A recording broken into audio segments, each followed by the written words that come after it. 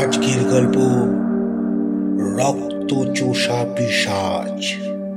কাহিনী Edgar Allan পো। গল্প পাঠে এবং সমগ্র পরিচালনায় শুভাশিস।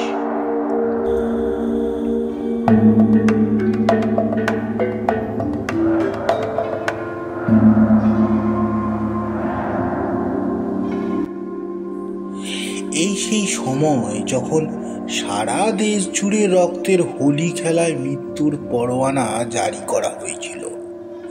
দেশটা তখন ধ্বংসের পথে এগিয়ে চলেছে। দেশের এই প্রান্ত থেকে অপর প্রান্তে ধ্বংসের ব্যাধি ছড়িয়ে পড়েছে একটু একটু করে। রক্তে রাঙা মৃত্যুটাও তো এক ধরনের ব্যাধি বটে। এমনি এক সর্বনাশা ব্যাধি যার আক্রমণে রক্তের বন্যা বয়ে চলেছে সারা দেশ জুড়ে।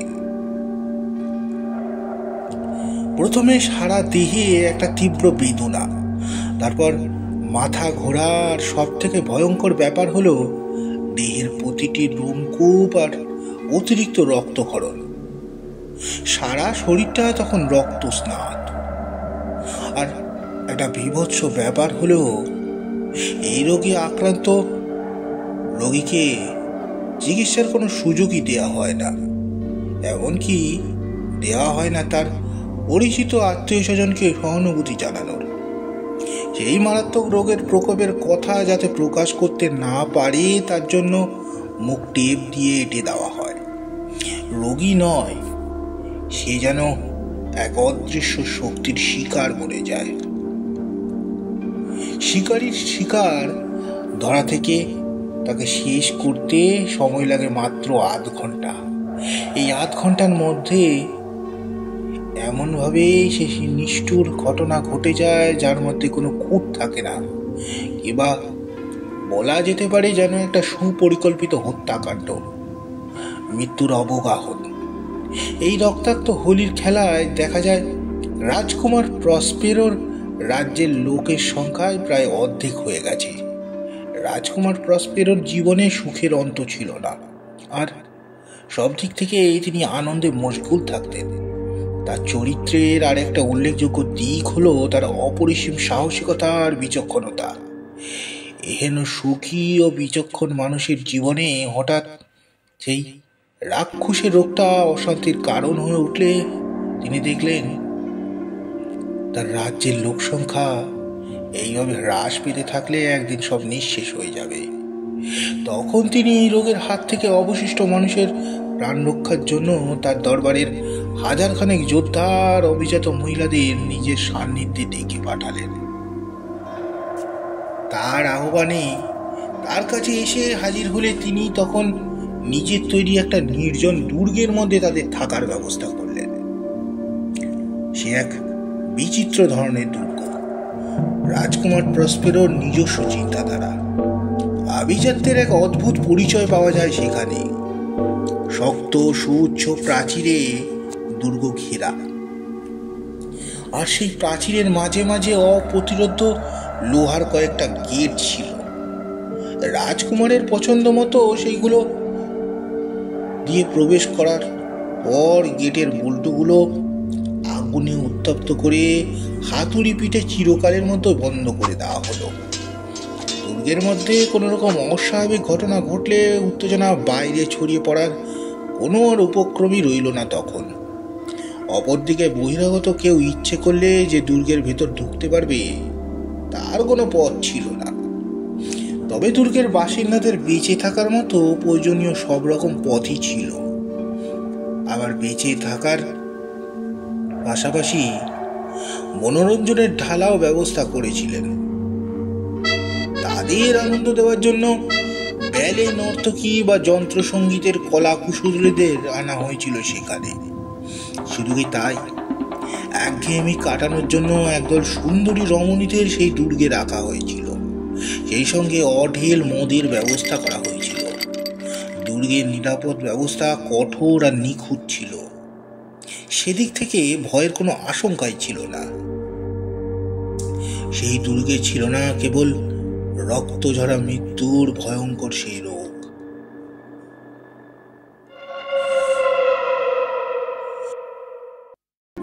রক্তজোড়া মৃত্যুর প্রসঙ্গ পড়ে আসছি।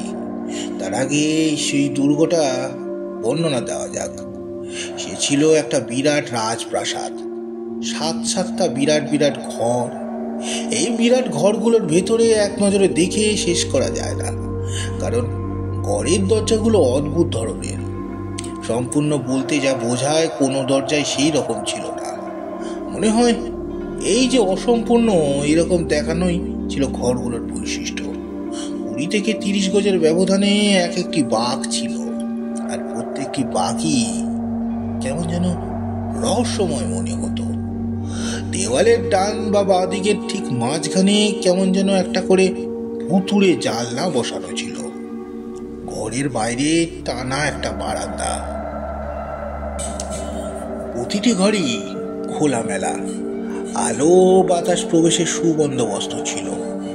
প্রতিটি জানলায় কাঁচ লাগানো ছিল, তবে কাঁচের রং এক জানলায় ভিন্ন ভিন্ন দেওয়া, আর সেই রংগুলো ছিল অদ্ভুত ধরনের।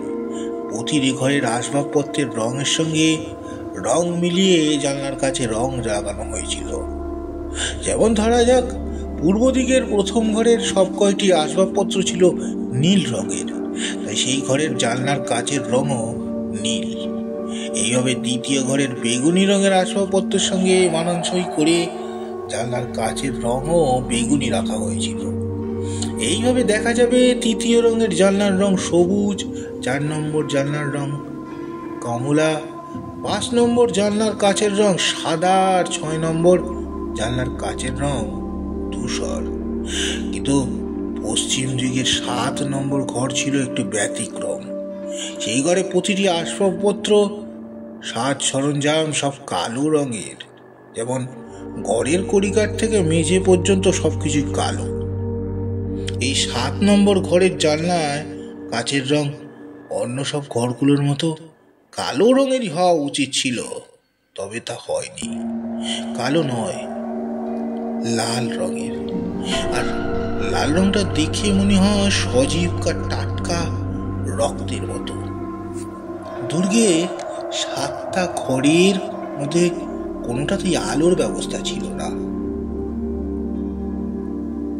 রাজপ্রাসাদে যেমন কড়িকাঠে ঝাড়বাতি কিংবা প্রদীপ ঝোলানো হয় না, সেরকম কোনো ব্যবস্থাই ছিল না। কেবল ঘরের মাঝখানে সোনার কিছু অলংকার ছাদ থেকে ঝুলিয়ে রাখা হয়েছিল। এর ফলে সব ঘরগুলোতে দিনের অধিকাংশ সময় অন্ধকারে ডুবে থাকত। শুধু ঘরগুলোর বাইরে লম্বা বারান্দা ছিল। প্রতিটি জানলার ঠিক উল্টো দিকে একটি করে তেপায়া টুল ছিল, আর সেই টুলের ওপর রাখা থাকতো জ্বলন্ত অঙ্গারের পাত্র। এই জ্বলন্ত অঙ্গারের আলো রঙিন জানলায় কাঁচ ভেদ করে ঘরের মধ্যে কেমন একটা রহস্যময় করে তুলত। সে যেন এক ভৌতিক আবহাওয়া। তবে এই 7টা ঘরের মধ্যে সবচেয়ে ভৌতিক পরিবেশ সৃষ্টি হতো পশ্চিমের সেই 7 নম্বর ঘরটায়।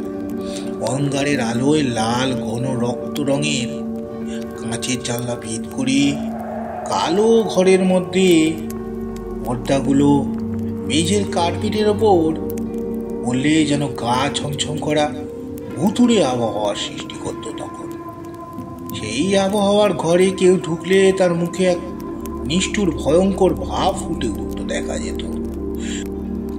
আর বোধহয় এই কারণেই সেই 7 নম্বর ঘরটাকে দুর্গের সবাই এড়িয়ে চলত। এই ঘরে প্রবেশ করার মতো সাহস খুব কম লোকেরই ছিল। তাছাড়া 7 নম্বর ঘরের পশ্চিম দেয়ালে একটা অদ্ভুত জিনিস ছিল। সেটা হলো বিরাট এক আবলুস কাঠের ঘড়ি। এই ঘড়ির পেন্ডুলামটা ছিল বিশ্রী। একটানা অসহ্য শব্দ করে দুলতে থাকতো সেটা। মিনিটের কাঁটাটা এক এক করে সব ঘরগুলোকে টপকে যখন 1 ঘন্টা পূর্ণ হতো, তখন ঘড়িটার পিতলের হৃৎপিণ্ড পুড়ে ফাটানো একটা ভয়ঙ্কর শব্দ আসত। শব্দটা ছিল স্পষ্ট, জোরালো আর গম্ভীর। এই অদ্ভুত শব্দের মধ্যে কেমন একটা সম্মোহিনী ক্ষমতা ছিল। মানুষকে তন্ময় করে তুলতে পারত। শব্দটা শোনার চেষ্টা করত, আর সেই শব্দটা সবাই বোঝার চেষ্টা করতে গিয়ে বিহ্বল হয়ে পড়ত। ঠিক সেই মুহূর্তে তারা নিজেদের অস্তিত্বের কথায় বিস্মিত হয়ে যেত। শব্দ একটু একটু করে মিলিয়ে গেলে সবাই তারা আগের মতো সহজ আর স্বাভাবিক হয়ে উঠত। তাদের মুখের ভাব আর চোখের চাহনি দেখলেই তখন মনে হতো এসব তাদের ভয়ের জন্য। তখন তারা নিজেদের মধ্যে আলোচনা করে ঠিক করত, পরে সেই শব্দটা আবার ধ্বনিত হলে তারা আগের মতো বোকা বনে চুপ করে বসে থাকবে না। কিন্তু তাদের সব বোঝাপড়া, সব আলোচনায় ব্যর্থতায় পর্যবসিত হতো। পরবর্তী 60 মিনিট অর্থাৎ 3600 সেকেন্ড পরে ঘড়িটায় যখন আবার সেই ভয়ঙ্কর শব্দটা হতো, তখন তাদের আলোচনার কথা খেয়ালই থাকতো না। আগের মতো তারা তাদের কাজের কথা ভুলে যেত। মানুষগুলো আগের মতোই বোকা বনে গিয়ে নির্বাক হয়ে যেত। তারা তখন নতুন করে আবার বোঝার চেষ্টা করত। 1 ঘন্টায় একবার করে এইভাবে ভয় পেলেও তাদের সম্ভোগ সভায় আনন্দের কোনোই ঘাটতি হতো না। আগের মতোই আনন্দের অনুষ্ঠান ঠিক ঠিক চলতে লাগলো। আগের মতোই আনন্দের অনুষ্ঠান ঠিকঠাক চলত। বিন্দুমাত্র ত্রুটির অবকাশ হতো না। এইসব নম্বর ঘরের সব সাজ সরঞ্জাম সজ্জাগুলো রাজকুমার প্রসপেরোর রুচির মতোই হয়েছিল। এর থেকে আমরা সেই বিচিত্র ধরনের রুচির পরিচয় পাই। এরকম সব আনন্দ অনুষ্ঠানের পিছনে তার পরিকল্পনার একটা সুস্পষ্ট ছাপ ছিল।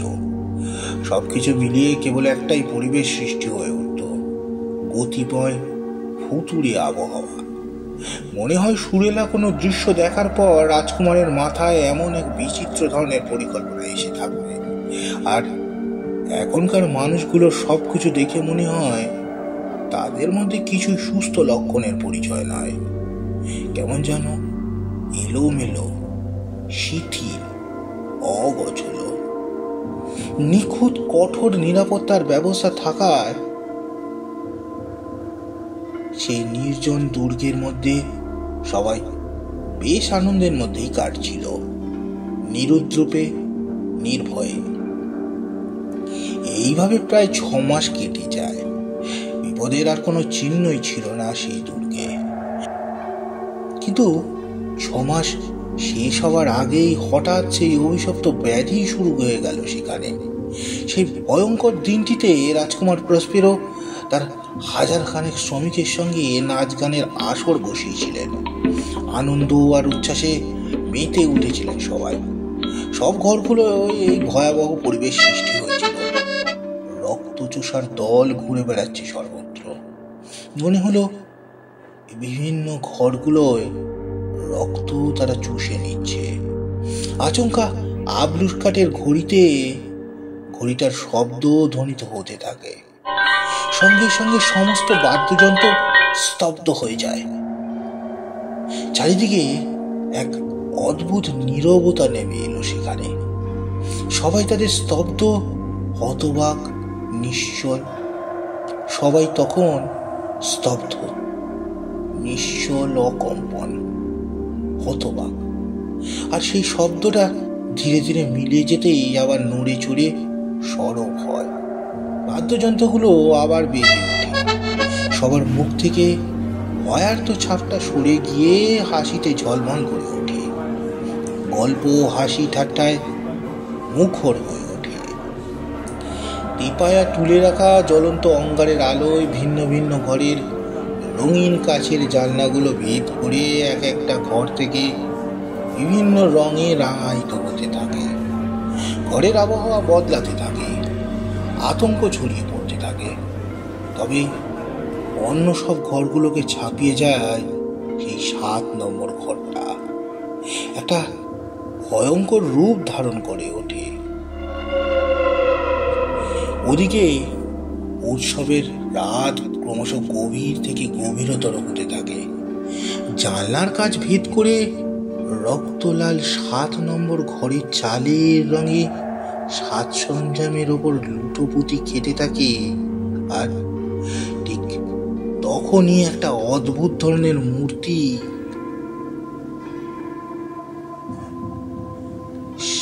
7 নম্বর ঘরের কালো কার্পেটের ওপর পা রাখলো। তার দেহটা লাল আলোয় আগুনের মতো জ্বলতে থাকে। আর ঠিক সেই সময় আবলুস কাঠের ঘড়ি থেকে একটা সুরেলা ছন্দ ধ্বনিত হতে থাকে। অন্য সব ঘরের লোকেরা সেসব শব্দ শুনতে পেলেও 7 নম্বর ঘরে কিন্তু শব্দটা পৌঁছায় না। আর 7 নম্বর ঘর ছাড়া বাকি ঘরগুলোতে লোকের ভিড় ঠিক ঠিক করতে থাকে। উৎসব মুখরিত হতে থাকে সারা রাত পর্যন্ত। প্রতিদিন প্রতি ঘন্টায় আবলুস কাঠের ঘড়ির শব্দের সঙ্গে ওদের সেই নাচ গান হাসি ঠাট্টা সব শব্দ হয়ে যায়। সেই শব্দটা আবার শুরু হতেই অন্যদিনের মতো আজ সব থেমে গেল, নীরব হয়ে গেল সবাই। মানুষগুলোর মধ্যে নেমে এলো একটা বিহ্বলতা, একটা বিমূঢ়তা, একটা স্তব্ধতা। তারপর ঘড়ির শব্দটা যখন ধীরে ধীরে মিলিয়ে যায় তখনই মানুষের ভিড় ছাপিয়ে অনেকের চোখে পড়ে একটা মুখোশধারীর অস্তিত্ব। এক মুহূর্ত আগে তার অস্তিত্ব অনুভব করেনি কেউ। এর ফলে এক বিচিত্র ধরনের লোক উপস্থিতি নিয়ে নিচু গলায় তাদের নিজেদের মধ্যে আলোচনা করতে থাকে। প্রত্যেকের চোখেই গভীর বিস্ময়, ভয়ঙ্কর আতঙ্ক, একটা চাপা উত্তেজনা। আর ওই সবাই তখন মরিয়া হয়ে উঠেছিল। অদৃশ্য আকৃতির বিভৎস চেহারার দৈত্যের মতো আপাতমস্তক রহস্যে শিহরিত মুখটা তখন একটা মুখোশের আড়ালে। রক্তরাঙা লাল পোশাকে তার দেহের রক্ত হিম করা চেহারা। সেই সময় রাজকুমার প্রেসপেরো প্রথম দেখল ভুতুড়ে ছায়ামূর্তিটাকে। তিনি তখন মুখোশের আড়ালে সেই অদৃশ্য মানুষটার উদ্দেশ্যে খিচিয়ে বলে উঠলেন, এত স্পর্ধা তোমার! মুখোশধারী লোকটা তখন লোকের ভিড়ে দাঁড়িয়ে থাকে। তার সেই সাহস দেখে কেঁপে ওঠেন রাজকুমার। তিনি আবার তীক্ষ্ণ স্বরে বলে ওঠেন, ওর সাহস তো কম নয়, উপহাস, অপমান করা হচ্ছে আমাদের। ওকে তোমরা সবাই মিলে পাকড়াও করো, খুলে দাও মুখোশটা ওর মুখ থেকে। তাহলে আমরা জানতে পারবো আজ রাত ভোর হতে না হতে আগামীকাল ওর গলাতেই বা আমরা ফাঁসি দড়ি ঝোলাবো। পূর্ব দিকে নীল ঘরটায় দাঁড়িয়ে কথাগুলো বলছিলেন রাজকুমার প্রসপেরো। আর সেখান থেকে এই ঘটনার প্রথম মোড় নেয়। ওর হাতের ইশারায় সমস্ত বাজনা বন্ধ হয়ে গেল। রাজকুমার তার বিশ্বস্ত লোকজনকে নিয়ে তেমনি ঘরের মধ্যে স্থির হয়ে দাঁড়িয়ে রইলেন। দলের লোকেরা রাজকুমারের নির্দেশে সেই মুখোশধারী লোকটাকে ধরার জন্য এগিয়ে এলো। তো দৈত্যটা লক্ষ্যই করলো না সেদিকে। সে তখন আপন খেয়ালে এগিয়ে যেতে থাকে রাজকুমারকে ধরার জন্য। একটা অজানা আতঙ্কে সবাই থমকে দাঁড়িয়ে পড়ল। কেউ যে এগিয়ে গিয়ে দৈত্যটাকে বাধা দেবে সেরকম সাহস কারো নাই। দৈত্যটা গুটি গুটি পায়ে অতি নির্ভয়ে রাজকুমার প্রসপেরোর কাছে গিয়ে দাঁড়ালো। কাছে, খুব কাছে। তাদের মধ্যে দূরত্বর ব্যবধান মাত্র গজখানেক হবে তখন। এবার মুখোশধারী লোকটা ঘরের মাঝ দিয়ে হেঁটে একবারে শেষ প্রান্তের দেয়ালে গিয়ে দাঁড়ালো। কেউ তাকে বাধা দিতে পারল না। তখন সে নিজের খেয়ালে পথ করে দিল। তার মধ্যে পদক্ষেপ মাপা, জোরালো। তার প্রতিটি পদক্ষেপ মাপা, জোরালো। মুখোশধারী দৈত্যটা প্রথমে নীল রঙের ঘর থেকে ছুটে এলো বেগুনি রঙের ঘরে, সেখান থেকে সবুজ রঙের ঘরে, তারপর সেই কমলা রঙের ঘরে। কমলা রঙের ঘরে প্রবেশ করে তার রূপ আরো ভয়ঙ্কর হয়ে উঠল। রাজকুমার প্রসপেরো তখন একদিকে রাগে জ্বলতে থাকেন, অন্যদিকে আবার ভয়ে বুঝি একটু কুঁকড়ে যান। রাজকুমার প্রসপেরো তখন একদিকে রাগে জ্বলতে থাকেন, অন্যদিকে আবার ভয়ে বুঝি কুঁকড়ে যান। দুটো জিনিসই তার মনে কাজ করতে থাকে তখন, কিন্তু ভেতরে ভেতরে তিনি ক্ষেপে ওঠেন। আবার সঙ্গে সঙ্গে ভীত স্বতন্ত্র হওয়ার লজ্জার অপমানে রাজকুমার প্রসপেরো যেন একটু কিছু করার জন্য মরিয়া হয়ে উঠলেন। তিনি তখন নিজেই সেই দৈত্যটার পিছনে পিছনে ছুটতে শুরু করলেন। আশ্চর্য, তার কোনো সঙ্গী তার সাহায্যে এগিয়ে এলো না। রাজকুমার দৈত্যটাকে ধরার জন্য একটার পর একটা ঘরে প্রবেশ করতে থাকেন। তার হাতে অস্ত্র বলতে একটা ধারালো ছুরি, তার তীক্ষ্ণ ফলাটা জ্বলছে হচ্ছে অপমান, প্রতিহিংসার, ক্রোধের নেশায়। শেষ পর্যন্ত 7 নম্বর ঘরে এসে সেই দৈত্যটার মুখোমুখি দাঁড়ালেন রাজকুমার প্রসপেরো। রক্ত লাল আলো ওই ঘরের মধ্যে একটা ভুতুড়ে আবহাওয়া বিরাজ করছে। একটু পরে সেই অভিশপ্ত 7 নম্বর ঘর থেকে একটা বুক ফাটা আর্তনাদ সারা ঘর জায়গা জুড়ে ছড়িয়ে পড়ল।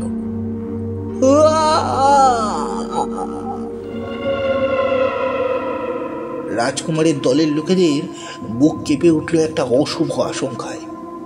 সেই ধারালো ছুরিটা রাজকুমারের হাত থেকে কার্পেটের উপর ছিটকে পড়ল, আর রাজকুমার প্রসপেরোর প্রাণহীন দেহটা কার্পেটের উপর আছড়ে পড়ল।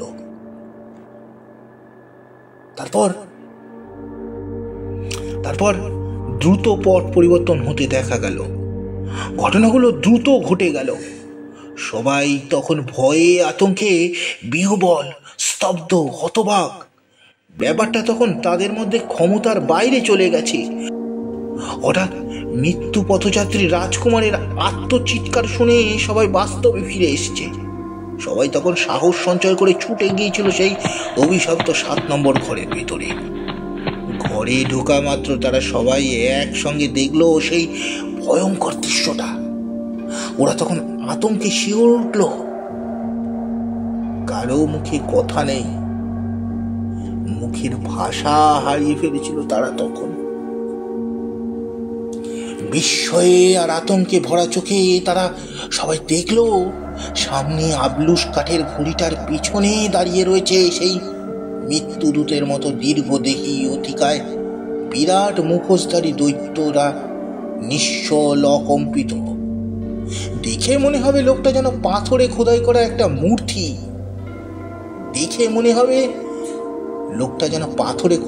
একটা মূর্তি। স্থির হয়ে দাঁড়িয়ে রয়েছে। দৈত্যরা যেন এইমাত্র কবর থেকে উঠে এসেছিল।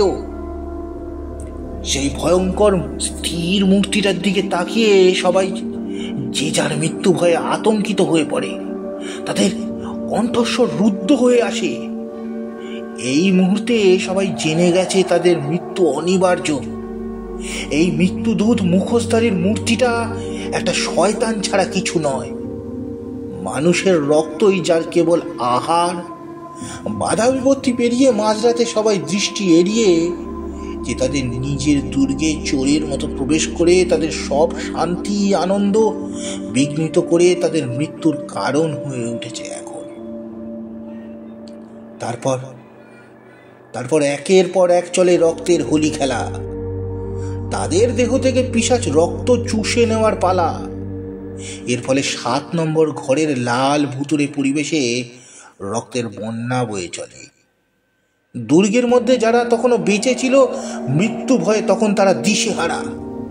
সেই ভয়ঙ্কর রক্ত ঝরা মৃত্যুর হাত থেকে রক্ষা পাওয়ার কোনো মরিয়া চেষ্টা। সবাই ছোটাছুটি করতে থাকে, কিন্তু তারা পালাবে কোন পথে? সব পথই তো বন্ধ করে দিয়েছে রাজকুমার প্রসপেরো। এ যেন অন্ধকূপ হত্যা। এইভাবে তারা একের পর এক সেই পিশাচের হাতে নিজেদের আত্মসমর্পণ করতে হলে এমনি করে দুর্গের লোক সংখ্যা কমতে থাকে এবং অচিরে এই দুর্গটা জনশূন্য হয়ে যায়। একসময় মানুষহীন সেই দুর্গটার রহস্যের আধার নেমে আসে। আবলুসকারের সেই ভয়ঙ্কর গড়িটা স্তব্ধ হয়ে যায়, গড়ির কাঁটা দুটো অনড় হয়ে যায়। তেন্ডুলামের সেই বিকট শব্দ হয়ে যায় স্তিমিত, শান্ত। বাইরের বারান্দায় জ্বলন্ত অঙ্গারগুলো তখন নিভে ছাই হয়ে গেছিল। মানুষের প্রাণগুলো আগেই স্তব্ধ হয়ে গিয়েছিল।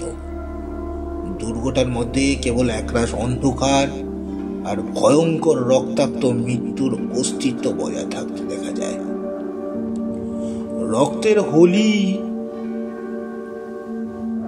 রক্তের হোলি খেলার নেশায় নিষ্ঠুর মৃত্যু তখন আধিপত্য বিস্তার করে বেঁচে থাকে যেখানে, আর এইভাবেই প্রাণনাশকারী ব্যাধির প্রকোপ বেড়ে উঠতে থাকে।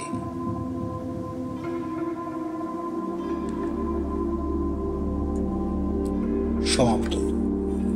গল্পটা আপনাদের কেমন লাগলো? গল্পটা ভালো লাগলে অবশ্যই লাইক, সাবস্ক্রাইব, কমেন্ট করতে ভুলবেন না। নমস্কার।